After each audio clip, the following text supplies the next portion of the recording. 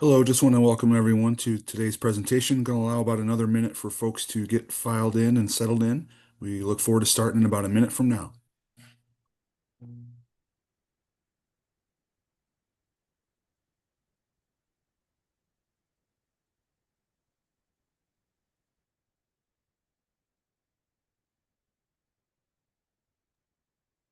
Again, thank you all for joining us to start in about another 30 seconds.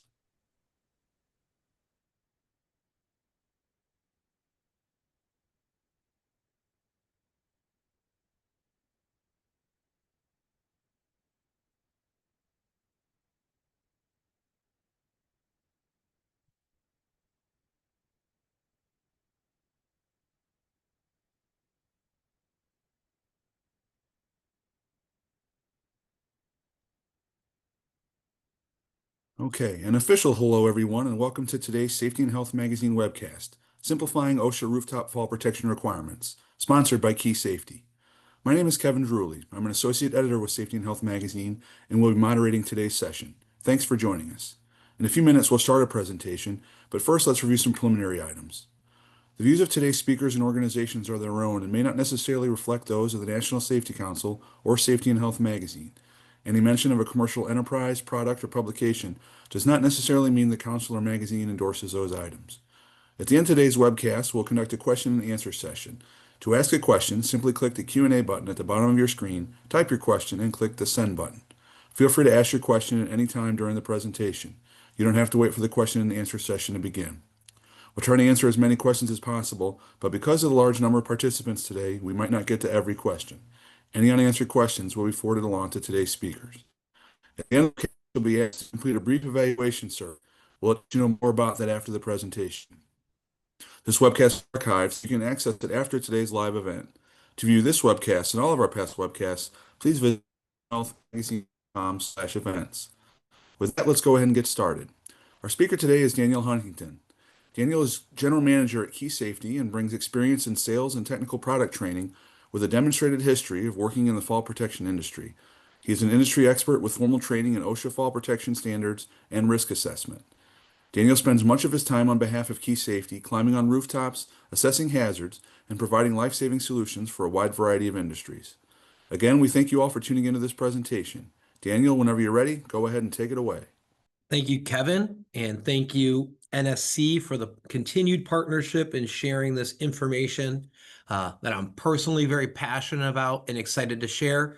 And thank you to every single one of you taking an hour out of your schedule to sit and learn with me. Before we get started, I want to make each of you 3 promises. Promise number 1 in this presentation is I'm going to be as engaging as I possibly can over the next hour. I personally am very passionate about what we're going to talk about today. I believe that this knowledge, when applied, will save lives. But if I share it in a way that's so boring that you can't pay attention, I've wasted my time, right? So I'm going to be as engaging as possible. And I know, I get it. It's hard to pay attention for a full hour on a webinar. You got people knocking on your door, your Teams messages are popping off, your phone's ringing, emails are coming in. But if you stick with me, I promise, number 2, that I will also give you very, very practical advice. This is not going to be theory. You will be able to walk away from this presentation and say, okay, I can do this. I can take this action to improve the safety at my facility and potentially save a life. We actually had a conversation with one of our reps yesterday. We were at a facility 4 years ago. We did a quote. It was around an access area. Nothing happened, nothing happened. And he got called back this week because there was an accident that had happened, a fall that had happened at the area that we quoted, resulting in somebody being permanently paralyzed. And it just really hit me, hard to hear that, because it's this knowledge, when we apply it, can save lives. But if we learn it and don't apply it, it doesn't. And then promise number 3, this will not be a sales pitch. You are here for education And that is what I'm here to give you, an education. So what are we actually going to talk about? Well, let's break it down. Let's make it really simple. I've been in the fall protection industry for just over a decade. I'm not going to say how many years over a decade, so I don't date myself, but I've been doing this for a while.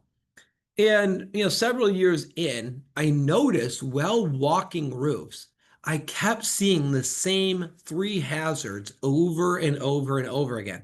And it didn't matter if I was walking the roof of a chemical manufacturing plant, distribution center, a university, a hospital. I kept seeing the same three hazards over and over again. So I'm going to explain what those three most common rooftop hazards are. We're going to look at the hazard, we're going to look at the code, and then we're going to look at how to protect them. That's the basic structure of the presentation. Now there's like a meta, like let's call it like an overarching theme that I also want all of you to pay attention to. And that is the order in which I present these hazards. See, typically when you call me in, we'll sit down in a conference room like the conference room that I'm in right now, and you'll say, hey, we've got some units, we've got some equipment near the edge of the roof. We're worried about people falling off the edge of the roof. We need you to come in and take a look at it. And what I'll say is, yep, I agree. We need to take a look at the edge of the roof and protect that. But what other hazards are we going to be exposed to on our way there and back that we need to address as well? So we call it a whole roof safety plan or a holistic view of the roof. And it involves things like engineering and designing foot traffic from A to B to make sure that we're covering all of the hazards. So that's the presentation. Very simple, three hazards. So let's just set the stage. Let's say, as I was mentioning, that we're sitting in your conference room. You're a safety manager or facilities manager. We sit down, we say, okay, Dan, we want to get up on the roof. We have some concerns about the leading edge. The first question that I am going to ask you is, how are we going to get onto the roof? What are the access points? And that's the first hazard that I believe, and I will justify what we need to do to protect it and why I put it as the first hazard. Before we get into that justification, let's understand what the code says. And before we even do that, let's understand where we got the code to begin with. So OSHA, the code that I'm referencing in this presentation is 1910.28. You guys can Google it, look them up yourselves, to read them yourselves. The reason I'm referencing 1910, what that means, OSHA has two different chapters or two different books, right? 1910 is the general industry code. It applies to the building after it's been built and governs the safety of employees working on or in the building. If your safety code starts with a 1926, so if your safety handbook references 1926 code, that applies to construction. The hazards that we come across during the construction of the building are very different than the hazards that we come across during the maintenance of the building, right? We don't do a lot of overhand bricklaying day to day at work. You do if you're in construction, but not if you're in facilities maintenance. So we're going to be looking at 1910.28.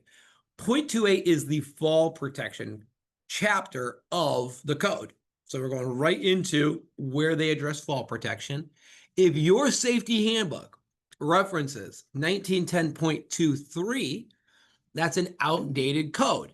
In 2016, OSHA updated the fall protection standard to 19.28 with new codes, new regulations.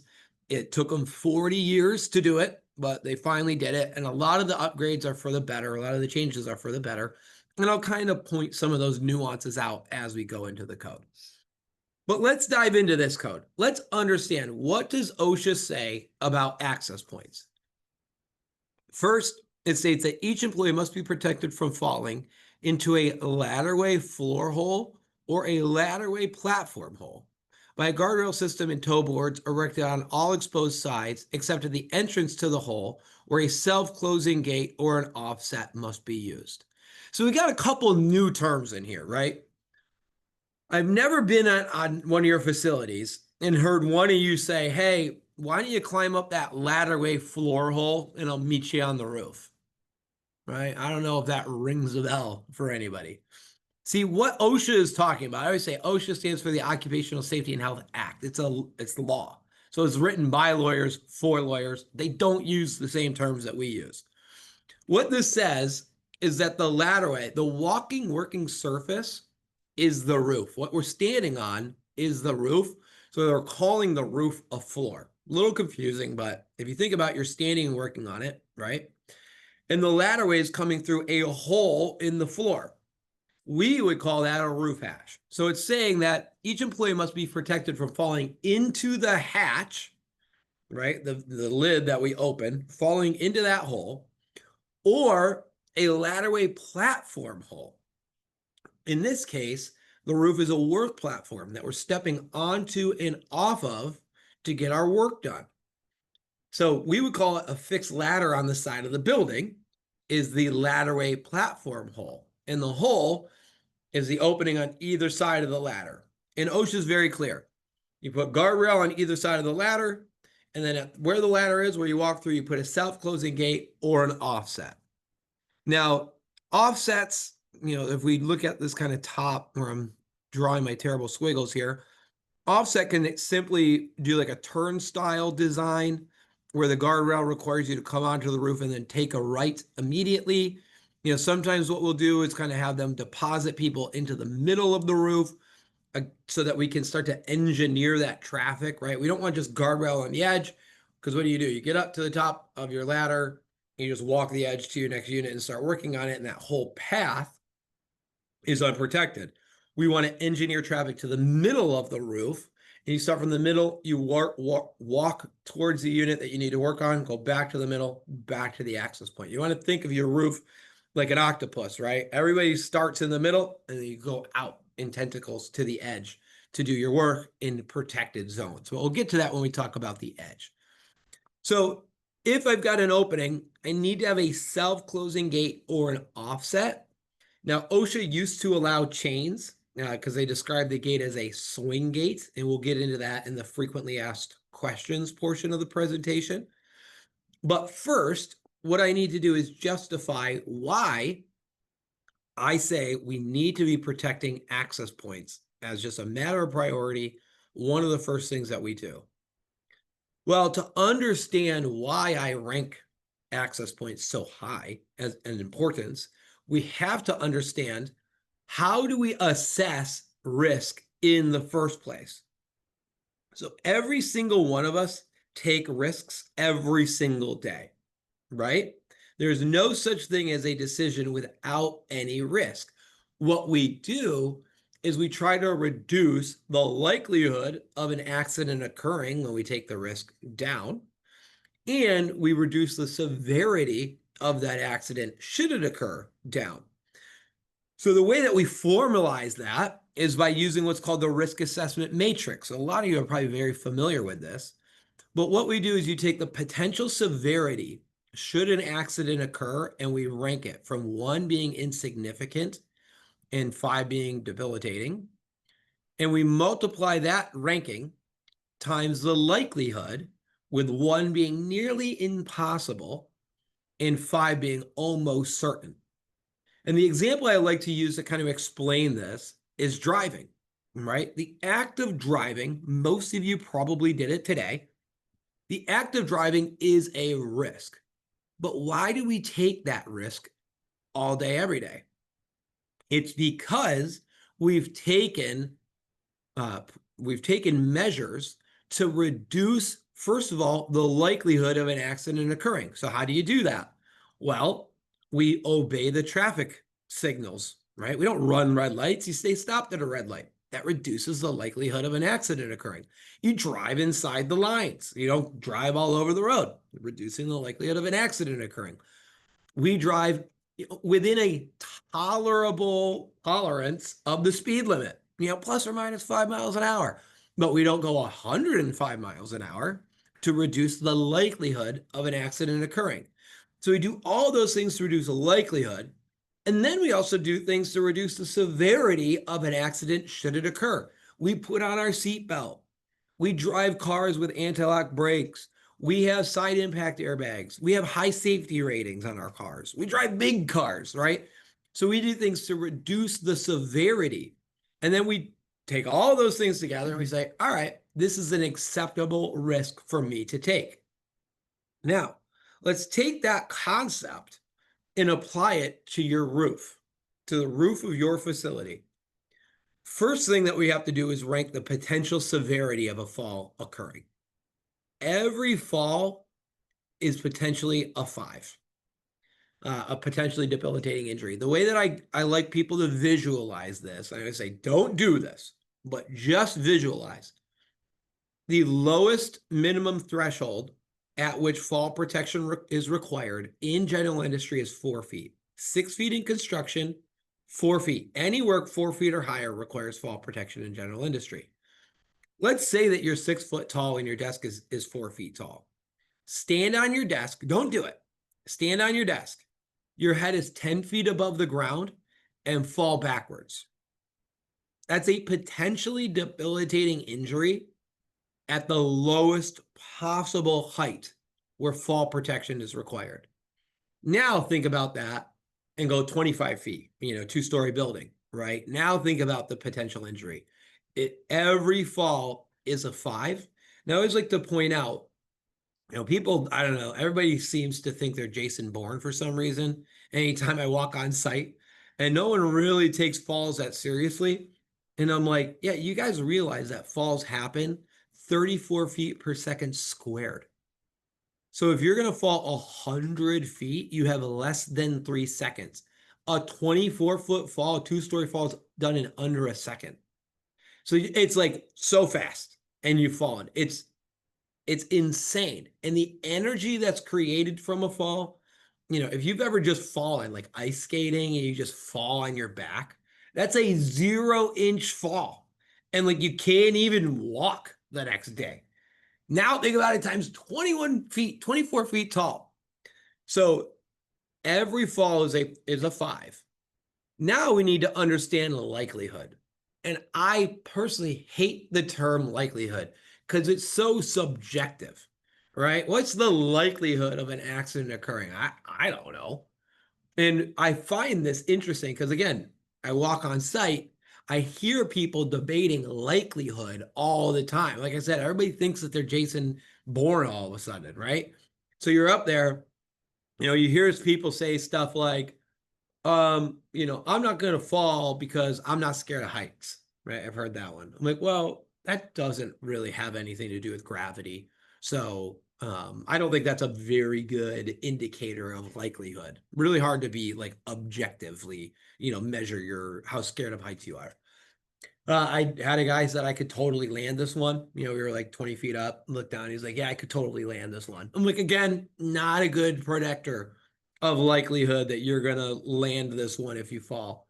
I had people say they're not going to fall because they haven't fallen yet. I literally had somebody tell me, well, no one's fallen off of this roof.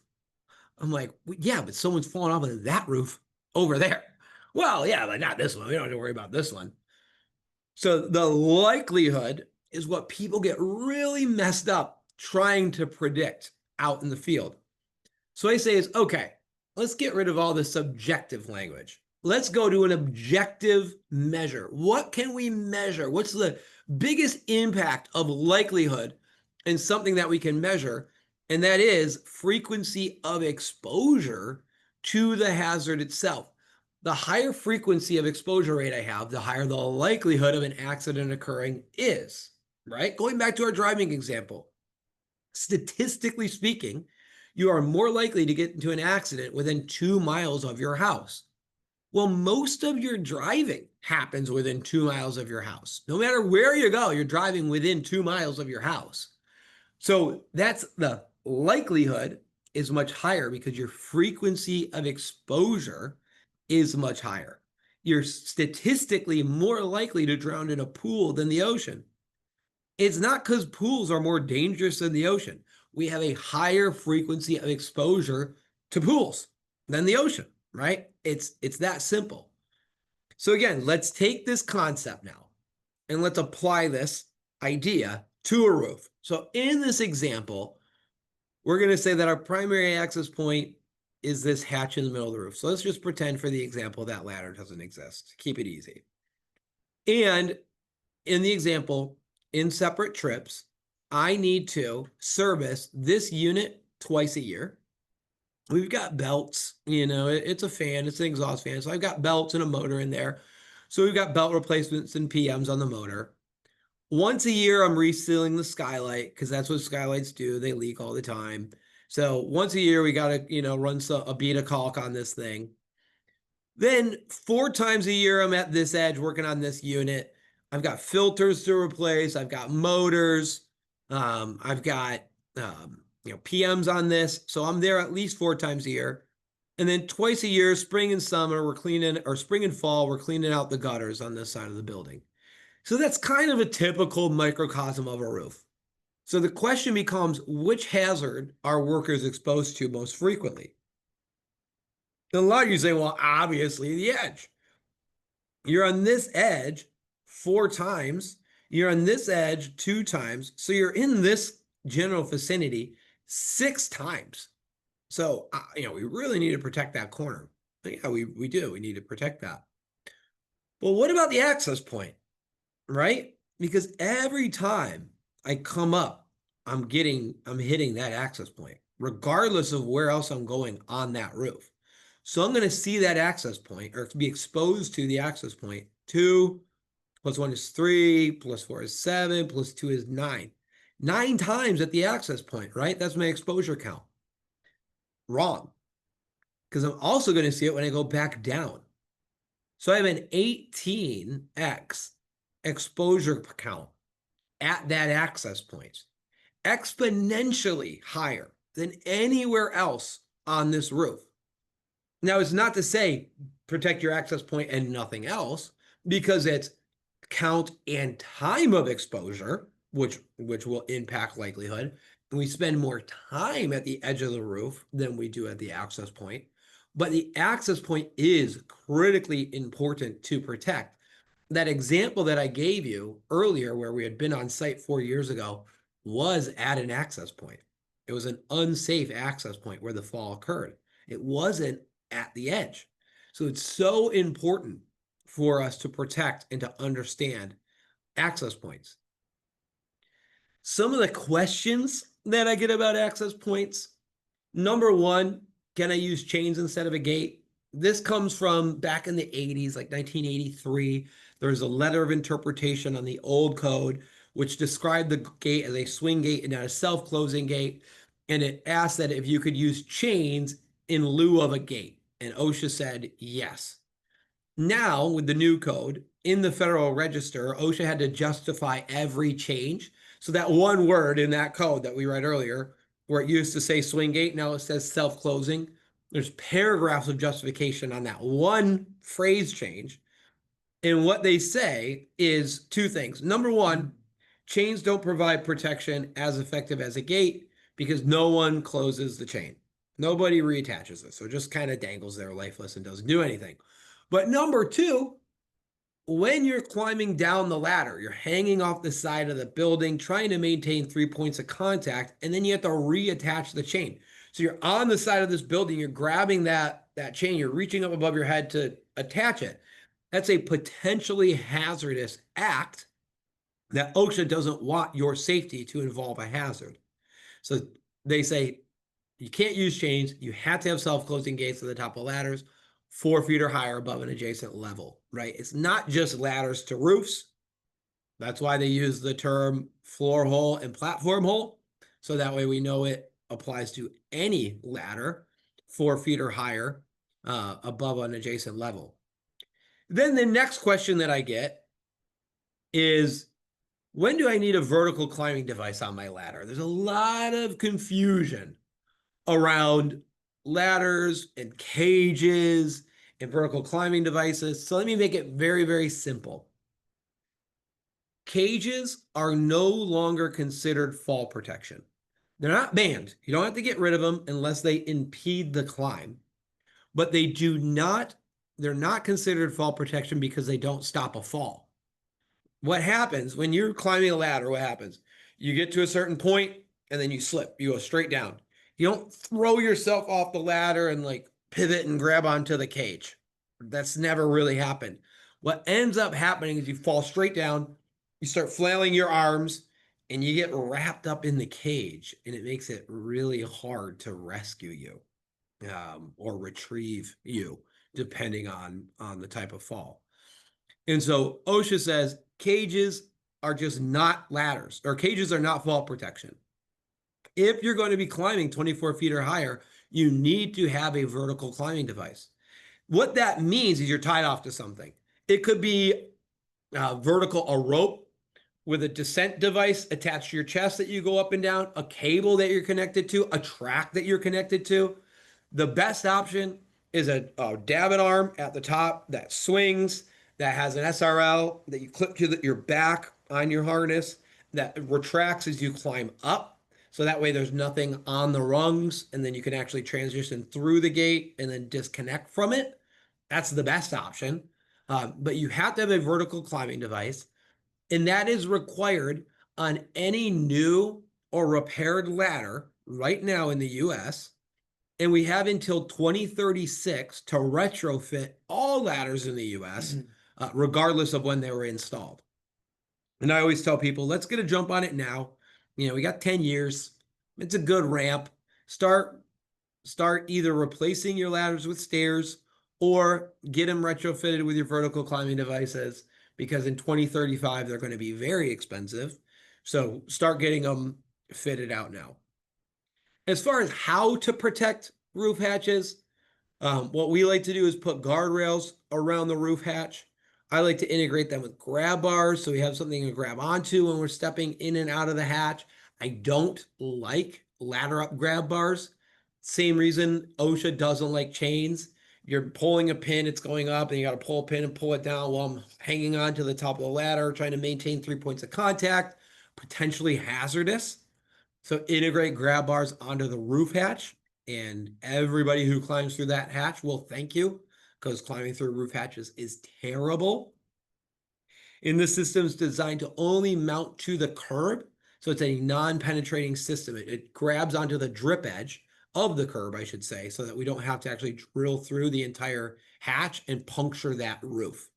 Now, the last thing that we want to do is integrate fall protection while voiding roof warranties or causing roof leaks, because that'll cause people to have to go on the roof more often and cause a lot of costly damages and repairs under the roof and inside the building.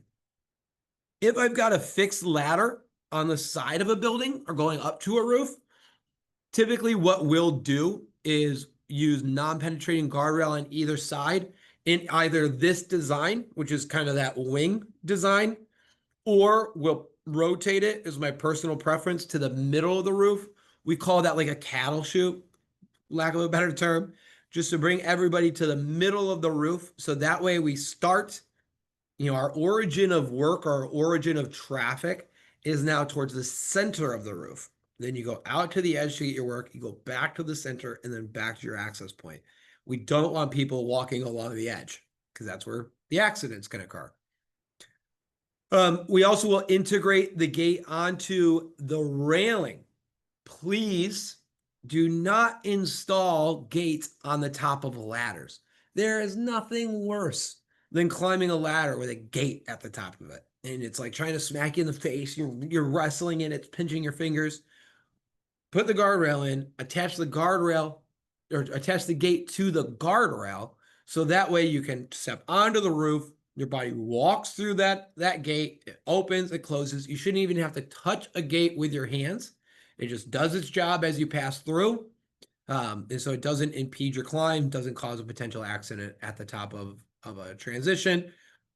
Historically, the transition of climbing to walking is actually kind of difficult. You notice people and they're climbing, and then they get to the top of the ladder, we always pause. Okay, now I got to transition to walking. It's an awkward spot. It's weird. It's where you're gonna screw up. So you don't want to make that transition any more complicated than it has to be. All right, so that's hazard number one. The first hazard took 30 minutes. I promise that the rest won't. But what we'll do is go through the next two pretty quickly. The next hazard, well, actually, what I like to do is to say, let's just take a moment of reflection. Think about your facility. Think about how you're accessing the roof and whether or not it's safe.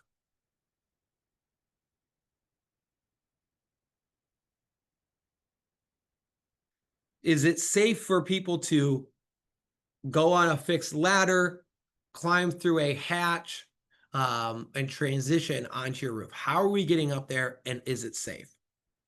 Next, so we're sitting back in your conference room. You're saying, all right, I got it.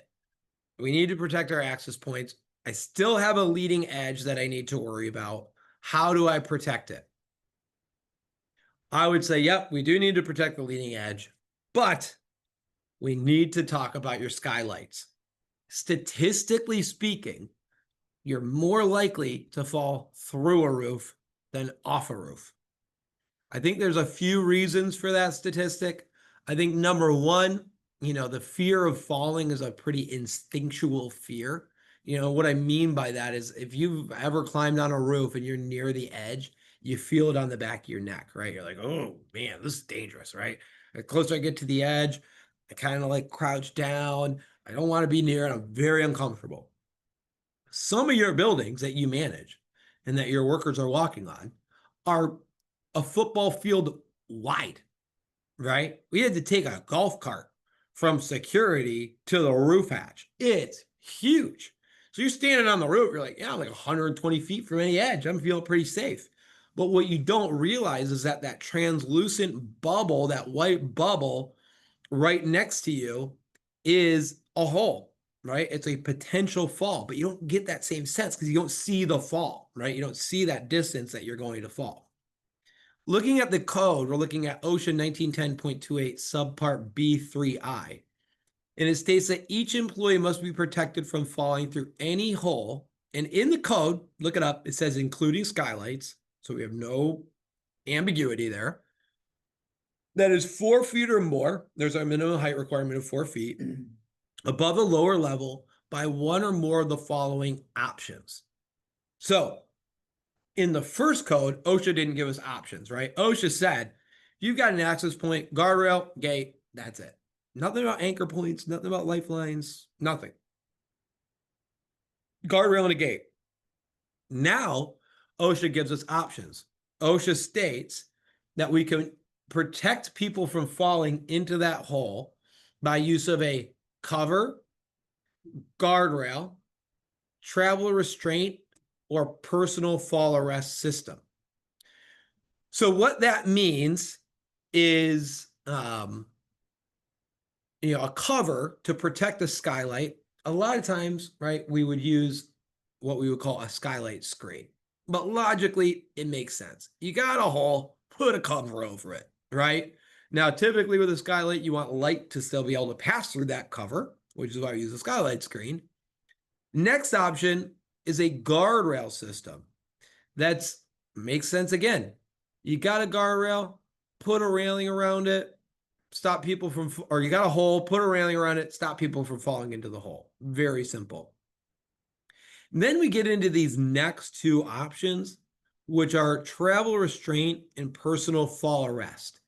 Now, I don't want to assume that everybody here knows what those terms are. You learn those terms in your OSHA competent person fall protection course.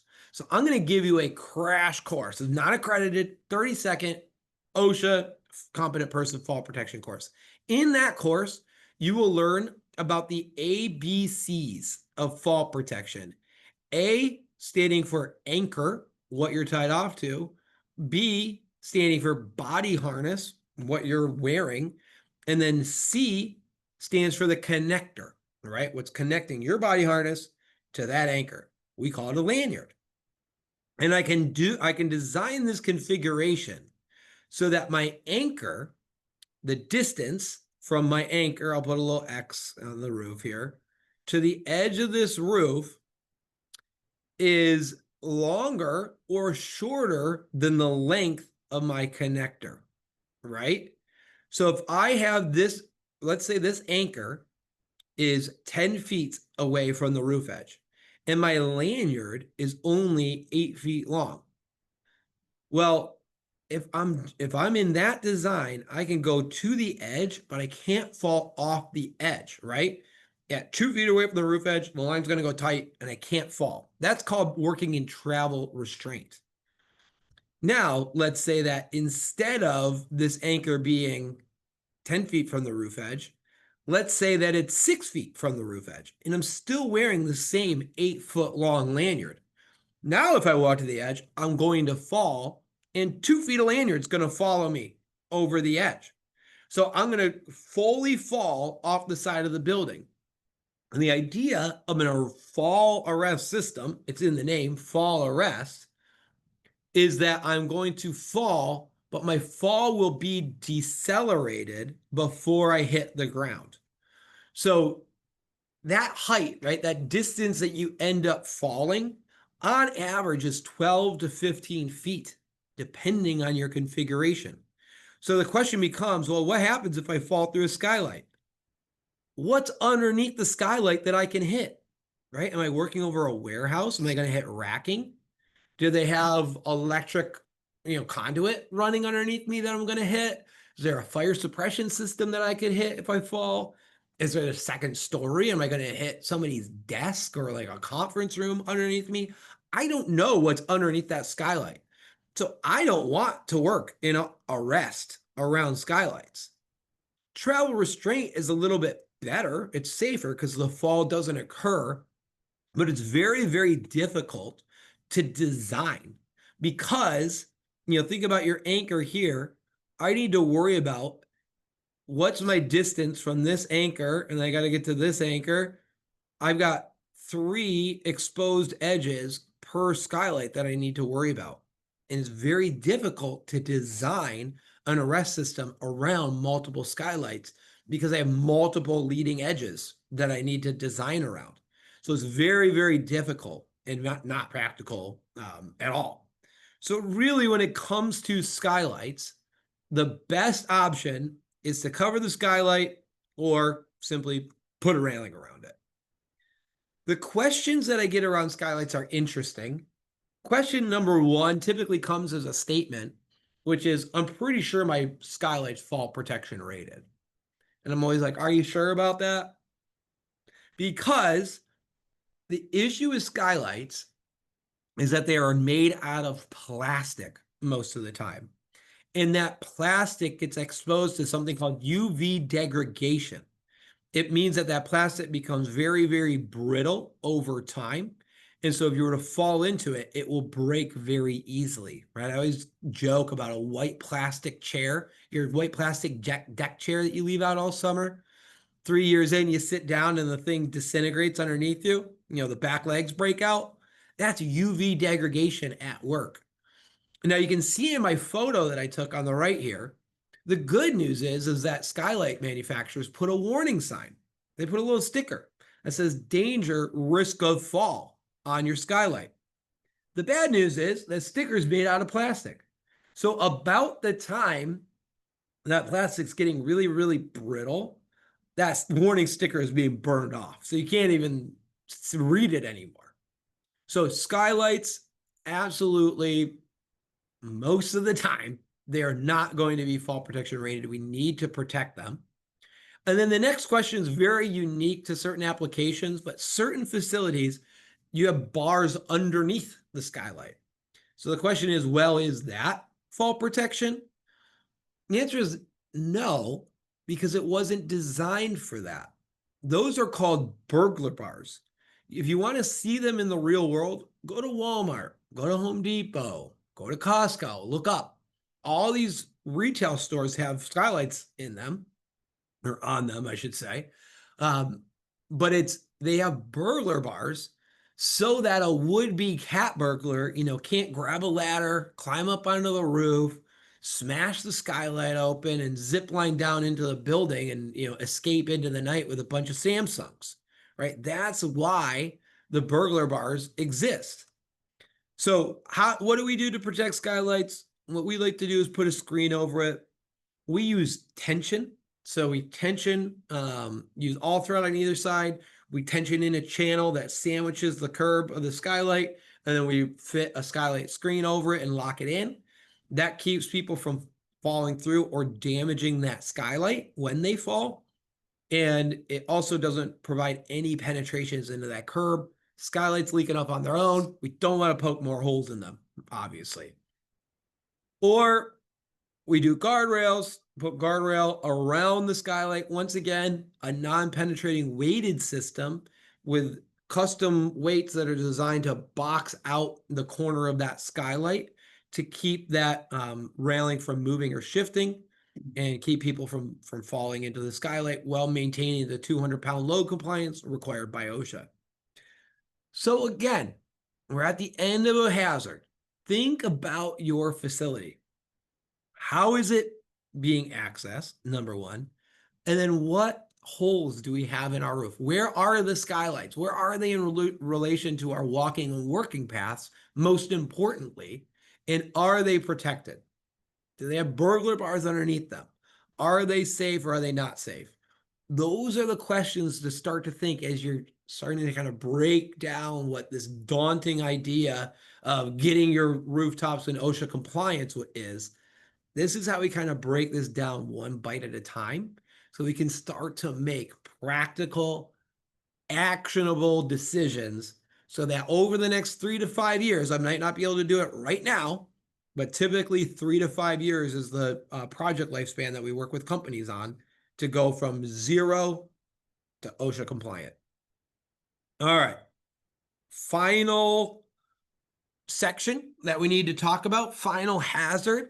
The most obvious hazard is the leading edge, the unprotected roof edge. In the new code, OSHA updated their requirements. In the old code, OSHA did not consider distance from the roof edge when thinking about fall protection. So the code just stated any walking working surface 4 feet or higher above another level must be protected by a full perimeter guardrail. And that was it. And it's like, really? Even if I'm 120 feet away from the roof edge, I still need a guardrail up. And the answer was, yes, basically. You could use de minimis conditions with non-conforming guardrails and things like that to create controlled access zones. We could really manipulate some letters of interpretation. It was very, very complicated. Where in this new and updated code, OSHA breaks down work into 3 different zones and then allows different solutions for different zones. Zone 1 is any work that is being done from 0 to 6 feet away from the roof edge. Think of this as your most dangerous, critical area of work that needs to be protected. Think of it in terms of body length, right? We are 1 body length away from the roof edge. What that means is that if I slip or trip, I'm going to take a step or 2 before I lose my balance. So if I do that in the direction of the edge, my center of mass is going over the edge and I'm going to fall. That means the most innocuous, innocent mistake in this area can prove fatal. An untied shoelace that causes a trip within 6 feet of the edge could be a fatal mistake. A stubbed toe. You step backwards, you step on your tools or on your filters and trip over them. That tiny mistake, what a tragedy it is to think that your final mistake in life was not tying your shoe or having a pair of shoes that don't fit well and you tripped over the toe. But that is how dangerous it is to work in this zone. And what OSHA says lines up with that. OSHA says that when work is performed less than 6 feet from the roof edge, the employer must ensure that each employee is protected from falling by use of guardrails, safety nets, travel restraints, or personal fall arrest systems. Basically, OSHA is saying, I don't care what you do, but if you're working within 6 feet of the edge, you need to be protected, period. Then it goes on to state that when work is performed at least 6 feet, but less than 15 feet from the roof edge, the employer must ensure that each employee is protected from falling by use of guardrails, safety nets, travel restraint, or personal fall arrest systems, and that the employer may use a designated area when performing work that is both infrequent and temporary. So what that means in zone 2 is that if my work is infrequent and temporary, meaning it's being done less than once a month, federal, or less than once per quarter, Cal OSHA, and the work is temporary, meaning it's done in 1 to 2 hours and in a single trip, according to OSHA, that I don't need to use guardrails or netting or restraint or arrest systems. I can use what's called a designated area. A designated area is a warning line system. OSHA is very, very clear that it is 39 inches tall. There's sag in the line no less than 34 inches, and it's visible from at least 20 feet. We are not allowed to use a painted line on a roof as fall protection in any scenario. And it's never been allowed. Painted lines on a roof have never been considered fall protection. I don't know why people keep painting their roofs. But it's not allowed, and it comes up a lot as our frequently asked questions. Then, when work is 15 feet or more away from the roof edge, it states that the employer must protect each employee from falling by use of a guardrail, safety net system, travel restraint, personal fall arrest system, or a designated area. And it goes on to state that the employer is not required to provide any fall protection, provided that the work is both infrequent and temporary, and we implement and enforce a work rule prohibiting employees from going within 15 foot of the roof edge. Man, that's a lot. That's a mouthful. Basically, what it's saying is you're like 3 body lengths away. If you slip or trip, you gotta like slip, trip, fall, double somersault to get to the edge, right? I feel pretty safe when I'm more than 15 feet away from the roof edge. And it's stating that I don't need to use any fall protection as long as we have a way to enforce people from going closer than 15 feet without their knowledge. And the key term here is enforce a work rule, right? You can't say, oh, well, we use the 15-foot rule here. Well, what does that mean? It means you're not allowed to go within 15 foot of the roof edge. It's our rule. Okay, but most of your units that require service are within 15 feet of the roof edge. Well, yeah, you're not allowed to go on those ones unless you're tied off. Oh, okay, got it. Tied off to what? Well, we don't know what you're going to tie off to. That's not our problem. Yeah, it is. You're the building owner. You need to provide means of safe access to those units. So that's the enforceability is the key term here, right? Enforcement looks like we've gone up, we've measured our units within every unit within 15 foot of the roof edge. We put a U around it. Your access point is going to deposit you 15 foot away from the roof edge using a guarded corral system. Our work rule is you stay further than that guarded distance away. You approach that corral from the center of the roof, you do your work, you go back to the middle and go back down the access point. Or we put a horizontal lifeline or perimeter anchor points 15 feet away from the roof edge. If you need to cross that line, you tie off to it, right? That's enforceable. But it's not enforceable to just say, stay away from the edge, right? This graphic is just meant to kind of simplify what that statement is saying. So it tells us the closer that we get to the roof edge, the more critical our risk rating is. And then if we take that risk rating and we apply it to our risk assessment matrix, it follows right along to basically say, the closer we're working to the edge, the higher the likelihood of a fall occurring is. And so therefore, the more critical the risk is, and we must protect those areas first. So to summarize, how do we assess a roof? How do we get on it? What's our access point? Where are our skylights? And where are the units starting from the outside in, right? That's your practical 3-step approach to make sure that we're looking at where the hazards are and helping us prioritize tackling them in a way that, yeah, we might not be able, we might not have the budget to do it all right now, but we do have the budget to do it over the next 3 to 5 years. Where do we start? Start with your access points, then your skylights, then your units, 6 feet and in. Looking at what is frequently asked questions, we've kind of already answered these. Infrequent and temporary access. So understanding what the workflow on that roof is critically important. And then using painted lines as designated areas. Painted lines are not considered fall protection. Have never been considered fall protection. Number one reason, I'm coming to you guys from beautiful Buffalo, New York. That's where we're headquartered out of. And it's October 2nd. So anywhere between now and October 31st, snow is going to start to fly. And those lines on the roof will be covered by snow, right? So it's that line disappears under snow. It's not doing you any good. Dust in the southeast or debris on your roof. In a lay down area, you got a box of filters, you got stuff covering it up. It's not doing its job. And that's why OSHA doesn't consider a painted line to be fall protection. So how do we protect our edge? Number one solution in the industry is KeyGuard. It is a non-penetrating guardrail system designed to maintain 200-pound load across the top rail, hot dip galvanized inside and out, 30-year life expectancy, configurable to any roof style.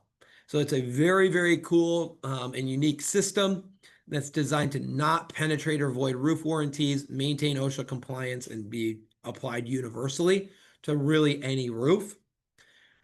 If you want to use a warning line system or a designated area, we have KeyMark, which is a once again, non-penetrating warning line system designed to be set away from the edge. The last concept that I want to leave you guys with is the idea of the hierarchy of fall protection.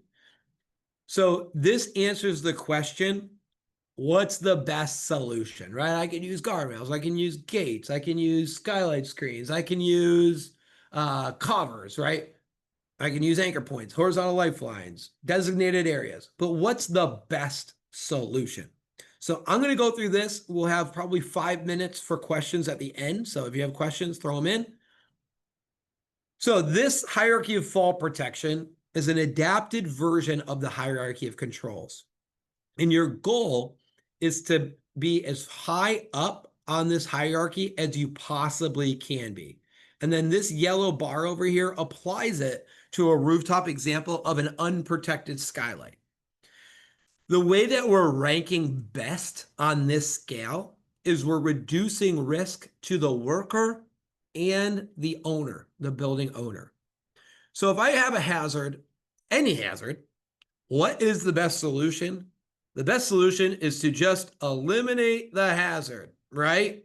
So what that means is, using the example of a skylight, roof over the skylight, take it out. You can't fall through a skylight that doesn't exist, right?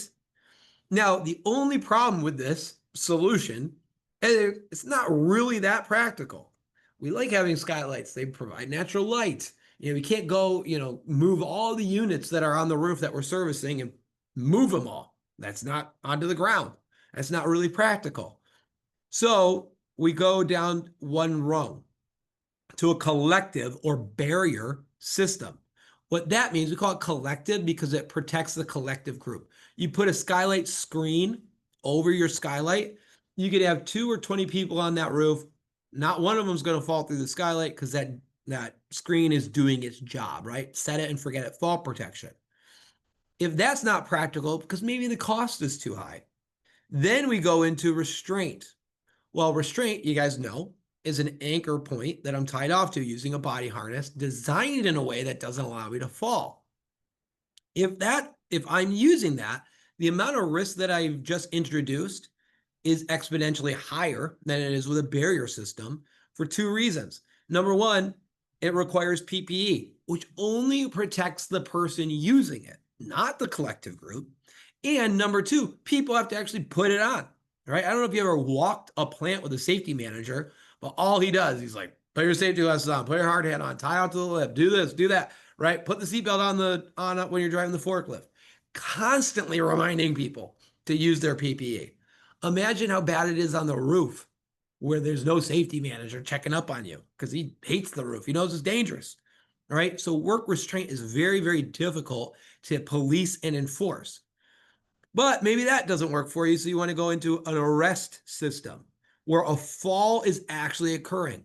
Once again, the risk jumps another standard deviation up because not only are we requiring PPE and only protecting the people that are using it, but we're introducing a fall.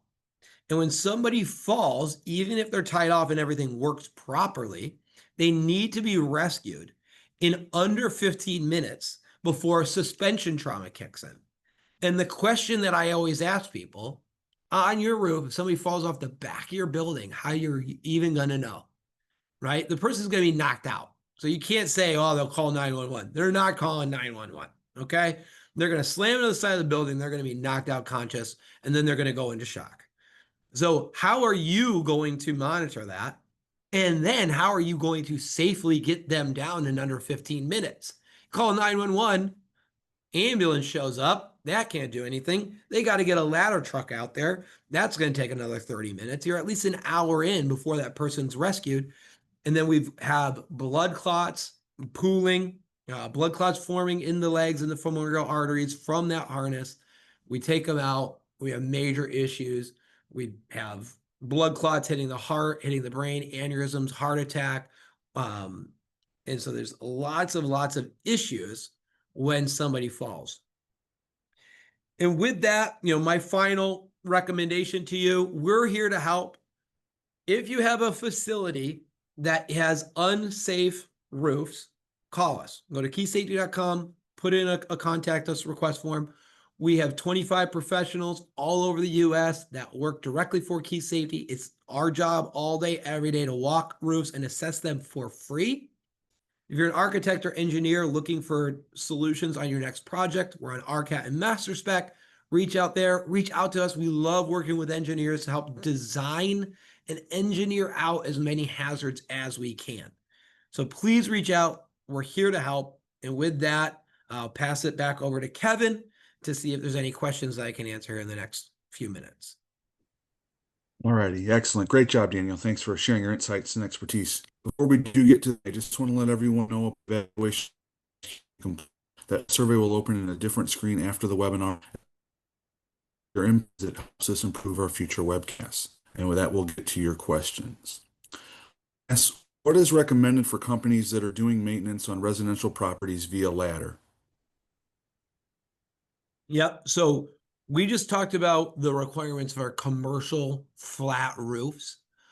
Ladders are very, very dangerous. Extension ladders are extremely dangerous. The recommendations are that you foot the ladder, you tie off the ladder, and that the ladder extends at least 3 feet above the edge, which you probably already know. There are solutions not by us out there that are designed to be permanent, either clamp on or permanent ladder access points. So it's like, kind of like if you climb a fixed ladder, you see kind of the flare up and then it goes out and you have those D-rings to grab onto. So they have those that will clamp onto like a fascia, and then you can clamp that on or screw it on. And then that's where you put your fixed ladder up. So you have something to tie it off to at the top. And then you have something to kind of grab onto as you go in and out of the ladder. So those are some best practices to use, but extension ladders are very, very dangerous. You need to be making sure that you're using them properly, as required by OSHA with the tie-offs and the footing. I think we have time for about one more. What type of fall protection required for rooftop safety audits? Great question. So when you read the code in 1910.28, A says this applies to every roof in the US, anybody's doing any work on, and then subpart A1 says except for the following exemptions, and it includes people doing surveys or inspection work of roofs. What we do to keep our employees safe as a responsible employer is we self-designed what we call the Power App. It's point of work evaluation of risk, where when we walk in, we have an app on our phone. We're asking you questions about the access point, about skylights, the leading edge. We'll even ask questions about if there's any active bees or birds that are on the roof that could attack us and cause an issue. We're going through very detailed questions about the roof to make sure that we're not exposed to any hazards that we don't have an answer to or can put some controls around. But those are inspections are exempt from the OSHA code, but we go above and beyond to ensure that we're safe when we're walking on your roof and you're safe when you're walking with us. Well, thank you. Unfortunately, we have run out of time today. We're sorry we didn't get to everyone's questions, but all today's questions will be forwarded along to Daniel. Again, we hope you take the time and fill out the forthcoming evaluation survey and give us your feedback. With that, we end today's Safety and Health Magazine webcast. We'd like to thank Daniel Huntington, everyone at Kee Safety, and all of you who listened in. Thanks. Have a great